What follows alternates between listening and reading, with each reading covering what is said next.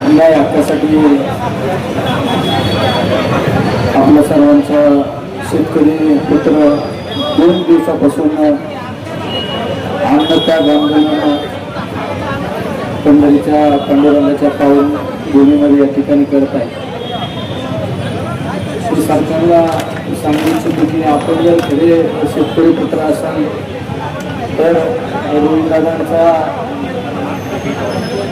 या आंदोलनाला तुम्ही सकारात्मक पाठिंबा देऊन माझ्या शेतकऱ्यांना सरसकट कर्जमाफी देतात. कारण खऱ्या अर्थाने रोहितदादा शेतकऱ्यांसाठी अन्नत्याग करत आहे. आज जी कर्जमाफी सरकारने केली त्यामध्ये अनेक अटी टाकलेल्या आहेत. सरळ सोपी मागणी की सगळ्या अटी शर्ती काढून आमच्या शेतकऱ्यांना 2 लाख रुपये कर्जमाफी द्या. ह्या मागणीसाठी रोहितदादा कालपासून उपोषणाला अन्नत्याग त्या ठिकाणी करत आहेत. त्यांची तब्येत सुद्धा खालवलेली आहे. त्यामुळे जर तुम्ही खऱ्या अर्थाने सरकारमधील प्रतिनिधी जर तुम्ही शेतकरी पुत्र असाल तर तुम्ही तात्काळ निर्णय जाहीर करून ही सरसकट कर्जमाफी देतात ही या ठिकाणी सांगू इच्छितो. ही फक्त एक ठिणगी रोहितदादाच्या रूपाने पंढरीच्या पांडुरंगाच्या पावन भूमीमध्ये ही ठिणगी पेटलेली आहे. याचा वनवा कधी पेटेल हे तुम्हाला सांगता येणार नाही. त्यामुळं मुख्यमंत्र्यांना आणि सर्व मंत्री महोदयांना सांगू इच्छितो की आता तरी शहाणे व्हा, आता तरी शहाणे व्हा आणि माझ्या शेतकऱ्यांच्या कष्टाचं घामाचं तरी द्या. कुठेतरी सांगितलं जातं की आता बँकांवर लोड येईल. अरे ज्यावेळेस आदरणीय पवार साहेबांनी 72,000 कोटीची कर्जमाफी केली त्यावेळेस बँकांवर काही लोड नाही आला. आणि आता तर सगळं ऑनलाईन आहे. तुमच्याच बँकातले पैसे बँकात राहणारे. काहीतरी टिपिकल भाषण करायचे आणि सांगायचं आणि या लोकांना दिशाभूल करण्याचं काम केलं जात आहे. त्यामुळे आता रोहितदादांनी जे आसूड उगारलेलं आहे ते आता कुठं शांत बसणार नाही. कारण रोहितदादा हे माध्यम आहे. या महाराष्ट्रातील प्रत्येक शेतकरी रस्त्यावर उतरल्याशिवाय राहणार नाही हे या ठिकाणी सांगू इच्छितो. त्यामुळे रोहितदादा आम्ही सर्वजण तुमच्या पाठीशी आहे. आता तुम्ही शांततेच्या मार्गाने जरी आंदोलन केलं मी तर आसूडच करत घातलंय. आता या सरकारच्या मंत्र्याला रोडवर आपण फिरून द्यायचं नाही हे तुम्हाला या ठिकाणी सांगतो. आपल्या नेत्याची जर ही परिस्थिती होत असेल तर आपण कार्यकर्ते आणि आपण जर शेतकरी पुत्र म्हणून घेण्याचा काय अधिकार आहे. त्यामुळे आपण सर्वांनी आता रस्त्यावर उतरलं पाहिजे हीच या ठिकाणी सांगू इच्छितो.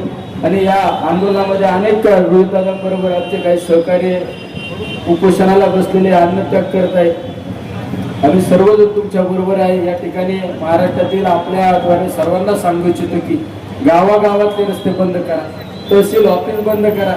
त्या तहसीलच्या दारात कोंबड्या, तुमचे बकरं, शेळ्या, मेंढे सगळे घातल्याशिवाय हे सरकार जागी होणार नाही. माझं तर म्हणणं आहे 2 दिवसात काही निर्णय नाही झाला ना ते सगळे बकरं शेळ्या सगळं घेऊन मंत्रालयातच घालू आपण. संतोषराव याच्याशिवाय याला बोलणार नाही.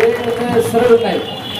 कोणी जरी आता टीका टिप्पणी करते रोहित दादा काय म्हणले आता काहीतरी काय करतात अरेस्ट करतात. तुम्ही 1 तास उपाशी राहून दाखवा ना.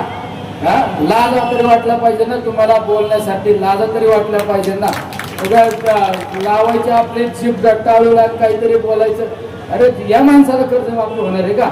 अरे या माणसाची परिस्थिती बघा ना तुम्ही. रोहितदादांची कर्जमाफी नाही होणार. अरे या माणसाला तुमच्या शेतकऱ्यांच्या वेदना कळतात. या माणसाला शेतकऱ्यांचं हृदय कळतं म्हणून या ठिकाणी आंदोलन. मधल्या कालखंडामध्ये पुढे नाशिकला आंदोलन, मंचरला आंदोलन, अनेक ठिकाणी गुन्हे दाखल झाले. अरे आंदोलन केलं म्हणून 8-9 रुपये रेट वाढला.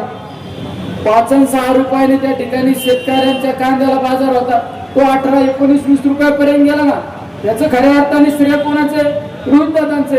आम्ही सर्वजण त्या ठिकाणी सहभागी होतो पण तरी पण सर्व याचं श्रेय जातं रोहितदादांना. अरे कोणीतरी त्या ठिकाणी पुढे येते म्हणून तुम्ही टीका टिप्पणी करता. अरे तुम्ही पण शेतकरी पुत्र आहे ना. तुमचे बापदादा शेतकरी होते. इथं जाणीव ठेवा, इथं जाणीव ठेवा. ठीक आहे रोहितदादा स्टंट करतो मग जा ना तुमच्या मुख्यमंत्र्यांकडे जा, मंत्र्यांकडे जा, डिसिजन घ्या. आजची आज निर्णय जाहीर करा ना. आमच्या रोहितदादा लगेच उठतील. काहीतरी म्हणे आता तुम्ही मुंबईला तुम्ही तिकडे निर्णय जाहीर करा. इकडे रोहितदादा त्या ठिकाणी अन्नत्याग सोडायला तयार आहे. जर तुम्ही त्या ठिकाणी रोहितदादा उपोषणाला बसलेत अन्नत्याग करत असताना जर तुम्ही अशा पद्धतीने जर बालिश वक्तव्य करत असणार तर तुम्हाला हे शेतकरी माफ करणार हे या ठिकाणी सांगू इच्छितो.